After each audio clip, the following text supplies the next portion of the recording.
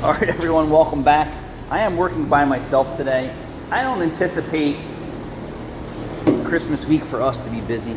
We're not a quick lube, so we're actually getting started on the oil change with the Valvoline Restorative Tech. I'm shocked that there's actually 3 cars in the parking lot. I am the only technician on today, and that's that. We're gonna bust out power ratchet to change the oil. We're going to pull the filter off. This is Valvoline Restorative Protect coming out. I want this thing to actually drip pretty good. Yesterday night, since I watch a lot of YouTube, that the same guy that was talking about his car, his Rivian, that he was on a 1,500-mile road trip with his Rivian, that he made a video that he's going back to gasoline. Well, at least my guy's got the oil filter tight, right? He surely didn't want it to come off.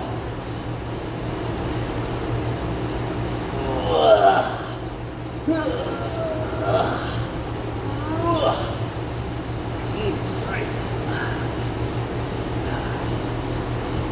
What these young guys are for. Okay. Effort there. So, this video title is, he's going back to his gasoline vehicle. And I actually didn't finish watching the video because it was stupid. But I guess he thought it was good. He had his gasoline powered vehicle in his garage. It's a 2-car garage. The Rivian was all defrosted and perfectly fine, and the other one was frozen from being outside, so he must have just brought it in and said, hey, I'm going to bust the video out. Now the Rivian has climate control features that you can pre-program. Also, the vehicle is conditioning the battery constantly and the comfort systems in that car, so it's always on. Right? And your gasoline powered vehicle is not always on. So there was an advantage and a disadvantage, right? But it wasn't completely he doesn't do apple to apple videos. And what I mean by that is the Vivian was garage kept the whole time before you started the video, hence there was no ice on it. The other car was frozen solid. So that tells me it was outside. Now the garage is going to have some heat inside of it, right? Because the Rivian is in there and it's conditioning the battery. So on the bottom of the car, it's going to put heat in the shop. So I think he actually just pulled it in, went inside, and then came back out and said, hey, I'm going to do a video and just maybe do some clickbait title. I'm not sure, because I kind of got lost interest in the video, and I hope you don't lose interest in my video. We have the oil filter off that I had to squeeze the death out of to get it out. And this is a Purelator Tech filter, 14612. I'm actually gonna let this drip pretty good. How many people out here in the service industry let vehicles drip dry? Well, if you're busy, probably not. In my race car engine, I actually use brake clean in the bottom of the pan and let it drip dry. And if we're slow, I would actually let this drip down to nothing. So let me grab a filter real quick. Stay with me. And these are little filters for this engine. 14650. How is that? 14612.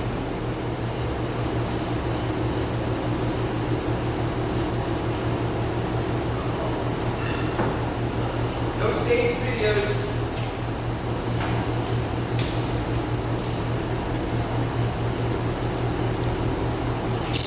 Make sure that you take the cellophane off.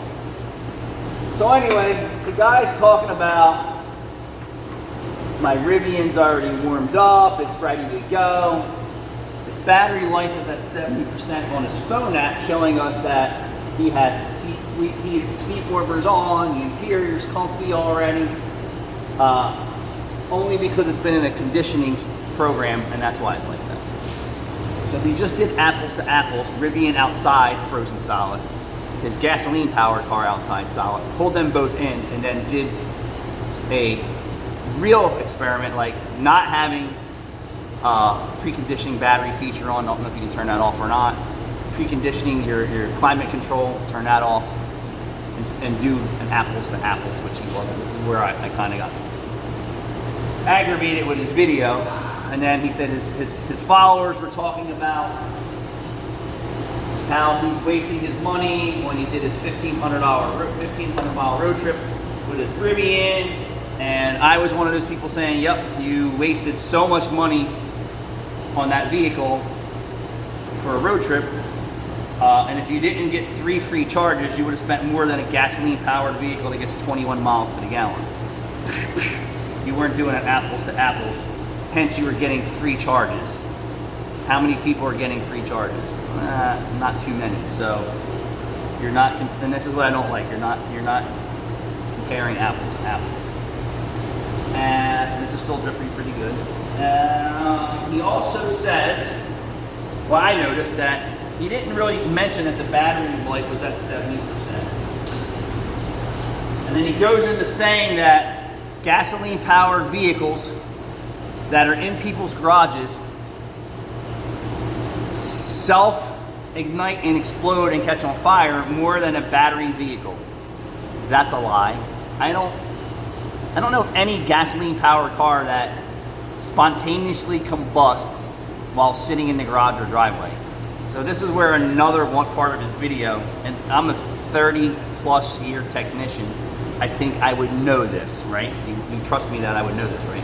Gasoline powered vehicles don't spontaneously combust and catch on fire, not like a EV vehicle does. Proof in fact. Another fact was, at 70% battery life, why wasn't he plugged in his garage? Because his charger was in his garage, but why wasn't he plugged in? The fear of his shit catching on fire in his garage and burning his house to the ground and possibly killing his entire family and himself. He also used the comparison of saying that the Rivian is now operating, it's not running, it's operating, and he can just hop in his car and go on his way, where the gasoline powered vehicle in his garage, that he would have to open the garage door and warm his car up. If not, everyone in his house would be dead. Well, if you're not charging your car, it shows me your fear of your EV car burning your house down. And you're probably more fearful than that than you are for your gasoline powered vehicle to spontaneously combust, catch on fire and blow up in your garage, let alone your driveway. So on this side, gasoline vehicles, that happening on the zero side. On the other side of the fence here, EV powered vehicles, charging in your garage or in your driveway catching on fire, has a high probability of that going on. So then he was saying, well, you know, because I have to start my gasoline powered vehicle up, and he does, and then he opens the garage, he's talking more shit. Well, dude, just like shops here, we have tailpipes that go over your pipe that go out your garage door, that you will not kill your family or kill yourself or kill anything.